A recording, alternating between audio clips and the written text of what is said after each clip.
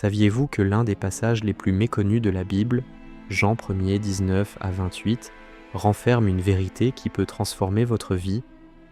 Ce texte révèle des leçons essentielles sur l'identité et l'objectif de notre vie à travers l'exemple de Jean-Baptiste. Restez avec moi pour découvrir comment ces paroles audacieuses peuvent inspirer votre foi aujourd'hui.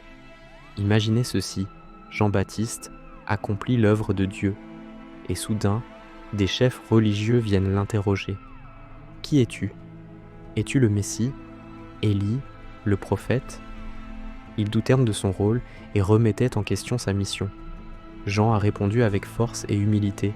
« Je ne suis pas le Messie, je suis la voix de celui qui crie dans le désert. Aplanissez le chemin du Seigneur. » Ces mots, tirés d'Ésaïe 40:3, rappellent que Jean avait un rôle unique, préparer les cœurs à la venue du Christ. Son baptême d'eau symbolisait la repentance, mais il annonçait aussi une transformation plus profonde, celle du baptême dans le Saint-Esprit, inauguré par Jésus lui-même. Les réponses de Jean ne portaient pas seulement sur ce qu'il n'était pas, mais aussi sur ce qu'il représentait. Il connaissait sa place dans le plan divin et ne se laissait pas distraire malgré les défis. Lorsqu'il déclare « Je ne suis pas le Messie », il fait preuve d'une humilité et d'une force extraordinaire. Il détourne toute l'attention de lui-même pour la diriger vers Jésus, le véritable Sauveur. Et nous, que pouvons-nous apprendre de ce passage ? Tout d'abord, il est crucial de connaître notre identité en Dieu pour rester fidèle face aux doutes et aux malentendus.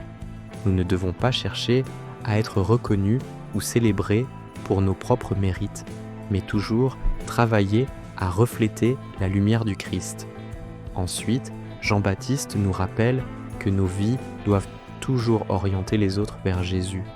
Cela nécessite de l'humilité, du courage et une foi solide pour rester ferme lorsque notre rôle ou nos intentions sont incompris. Maintenant, c'est à votre tour. Qu'est-ce qui vous interpelle dans Jean 1er 19 à 28 ?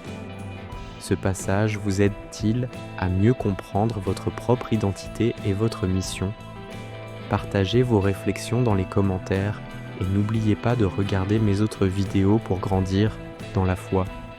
Ensemble, préparons le chemin du Seigneur.